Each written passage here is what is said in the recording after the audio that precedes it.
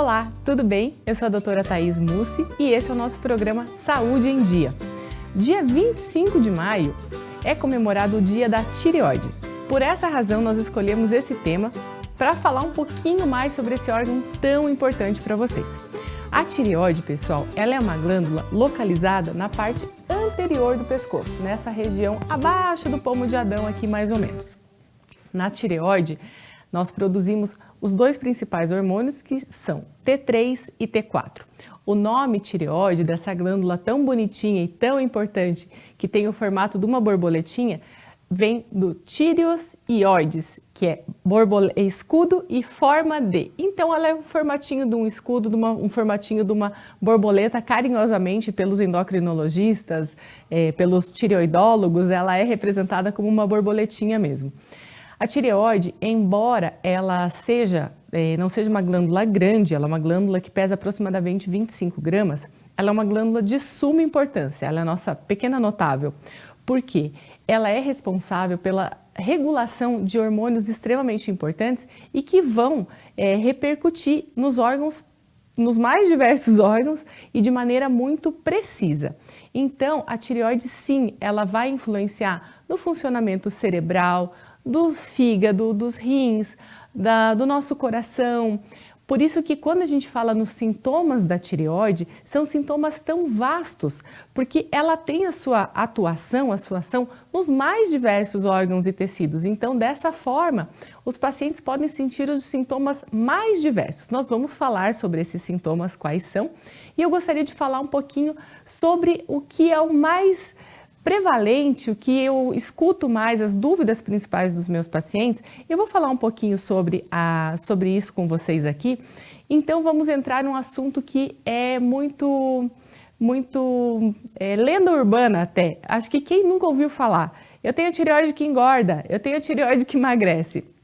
Vamos esclarecer uma coisa. Quando estamos falando da tireoide, nós estamos falando de um órgão que ele pode tanto funcionar demais. E aí estamos falando do hipertireoidismo, ou seja, um excesso na produção desses hormônios tireoidianos, ou podemos falar do hipotireoidismo, que é quando esses hormônios não estão funcionando de forma tão adequada.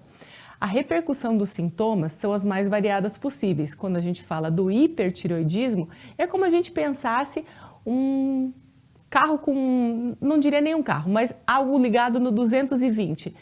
Tem mais suor, a pessoa às vezes pode ficar com os olhos um pouco mais saltados, ela pode ter um pouco mais de diarreia, o intestino fica mais solto, ela pode perder peso, ter queda de cabelo, unha mais fraca, ficar mais irritada, influencia no humor também, ter mais insônia. Em contrapartida, as pessoas com hipotireoidismo, que são aquelas que a tireoide ela funciona um pouco menos do que ela deveria, o que acontece com essas pessoas? É o oposto, é como se fosse um carro sem combustível. Elas ficam mais lentas, mais devagar, com mais sono, são pessoas que têm muito frio quando todo mundo está morrendo de calor, são pessoas que tendem a ter a sensação de mais inchaço, nem sempre isso significa ganhar peso, às vezes é mais a sensação do inchaço mesmo. Podem sentir a pele um pouco mais seca, o intestino um pouco mais preso. Então, são sintomas bem diferentes.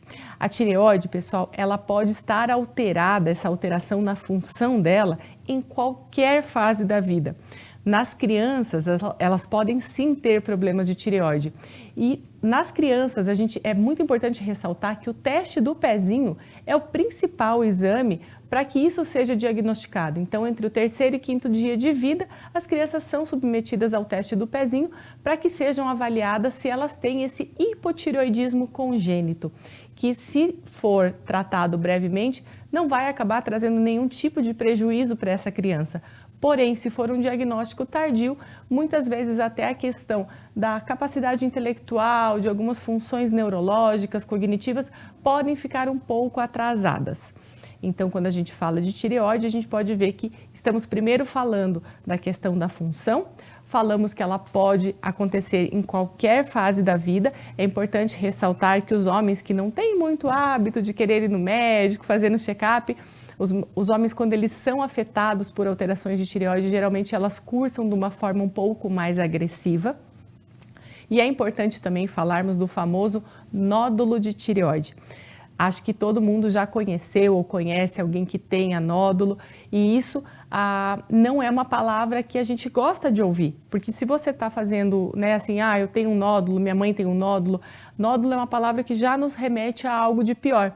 Mas eu gostaria de deixar vocês, de certa forma, tranquilos, sabendo que 60% das pessoas têm nódulo de tireoide e muitas vezes nunca vão saber que tem nódulo.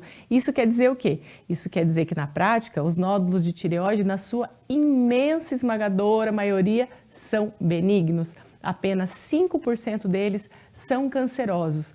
E mesmo assim ainda, a tireoide é um dos poucos locais onde o câncer, se detectado de forma breve, ele é curativo.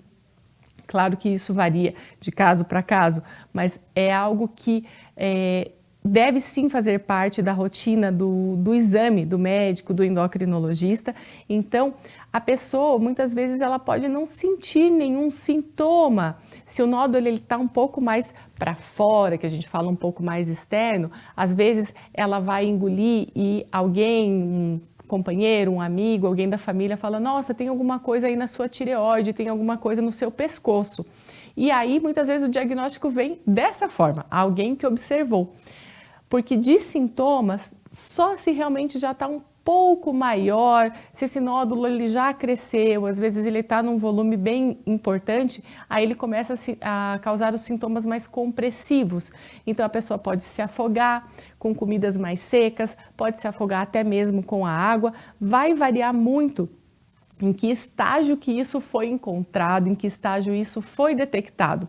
Então a mensagem é: se você tem histórico na família, se você vem notando na frente do espelho, faz esse teste, pega um copo d'água e vai tomando a água, vendo como que se movimenta, se você vê algum abaulamento, alguma coisa estranha que não estava lá, ou mesmo até às vezes na palpação, se você sente alguma coisa diferente, porque muitas vezes, embora sejam, na sua imensa esmagadora maioria das vezes, benigno, quando eles são malignos, como em qualquer tipo de câncer, quando detectado mais precocemente, muito maior a chance de isso cursar de uma forma mais tranquila, mais benigna, sem trazer grandes prejuízos.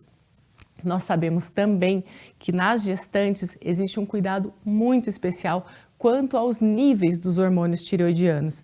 Então, se já é uma gestante que tem alteração de tireoide, existe um controle um pouquinho diferente dos níveis que habitualmente no consultório nós olhamos, e pode ser que numa não gestante aquele número esteja normal, porém para uma gestante, dependendo do trimestre gestacional que ela se encontre, esses números eles são um pouco diferentes. Por quê? Porque a tireoide do feto ela é formada bem no início. Então, para que tudo corra da forma mais exata possível, da melhor maneira possível e que tenha hormônio suficiente, tanto para essa mãe que está gestando, quanto para o feto que está com uma tireoide em formação, os níveis dos hormônios de controle, os níveis do TSH, do T4 livre, principalmente do TSH, que é o que a gente usa na prática, eles são um pouco diferentes. Eu digo isso porque muitas vezes, se você em casa tem problema aí de tireoide, está gestante ou está pensando em gestar, é muito importante que você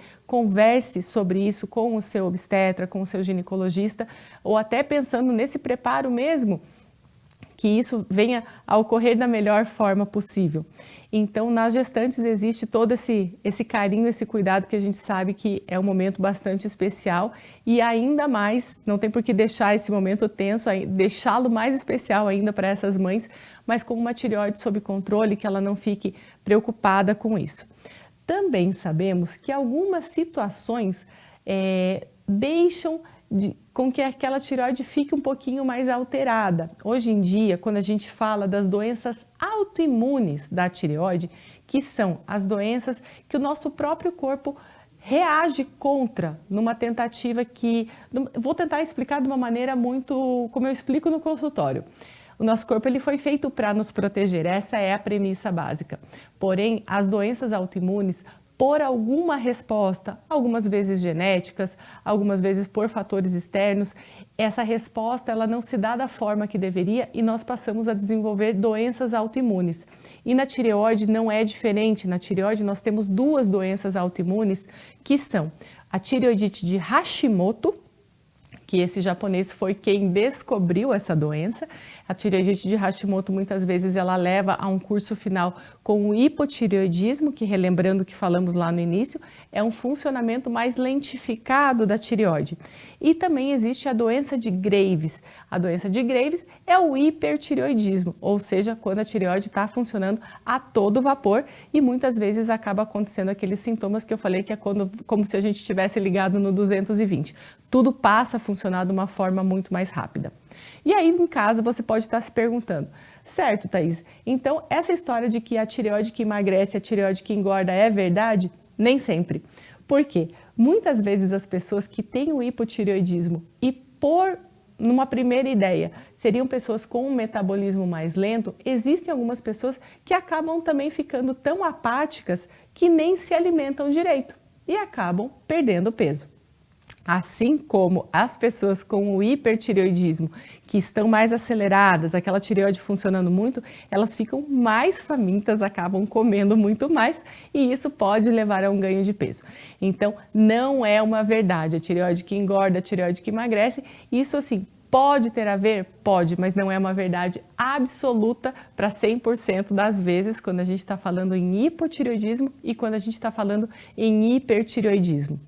Hoje no Brasil é regulamentado, há um bom tempo já na verdade, quando você for no mercado preste atenção, quando você vai comprar seu sal de cozinha, se ele não está escrito sal iodado, hoje já é regulamentado que o iodo seja obrigatório no sal. Antigamente esse iodo não era obrigatório no sal e aí existiam os famosos bócios ou como o pessoal popularmente conhecia, as papadas. Tanto que hoje é muito mais difícil a gente ver uma pessoa com papada, com esse bócio, que é aquele aumento dessa região, por conta muito disso, que hoje já tem essa situação do sal iodado. Então, o bócio, ele acaba sendo uma situação aí que hoje já é muito menos frequente. Mas é também uma alteração dessa nossa amiga, da nossa glândula tireoide. E também é importante ressaltar que algumas medicações, e dentre elas, a mais comum que pode causar alteração da tireoide é uma medicação usada para arritmia. Então a gente acaba pensando, poxa, tá arrumando uma coisa e desregulando outra. Infelizmente, às vezes acontece isso. Por isso que é muito importante que os médicos todos estejam muito coesos no tratamento do paciente, para que, se não for possível mudar aquela medicação, ou seja, aquela medicação que vai ter que ser usada, que pelo menos seja de uma forma que a gente consiga balancear tudo isso, porque todos nós sabemos que efeitos colaterais as medicações provocam, a maioria delas tem algum tipo de efeito colateral. Mas no caso da tireoide, algumas medicações em específico podem piorar, sim, alterar a função da tireoide, e isso acaba sendo uma situação que o médico vai na anamnese ver qual tipo de medicamento que a pessoa está tomando para ver se existe alguma interação ou se alguma medicação pode interferir. Sabemos também que hoje em dia os casos comuns como intolerância à lactose podem atrapalhar a absorção da medicação quando a pessoa toma o remédio para tireoide. Pessoal, eu quis dar uma visão geral, tá? Aqui, meu objetivo é trazer informação para vocês de uma forma mais tranquila, mais leve. Não me aprofundei tanto, mas agora, nos próximos blocos, nós vamos ter as perguntas que o pessoal da rua acabou fazendo para mim e que muitas vezes pode ser a sua dúvida. Então eu te convido a continuar conosco, porque quem sabe se eu não respondi agora, nos próximos blocos, quem sabe alguém também vai fazer a mesma pergunta que você. Então, fica com a gente!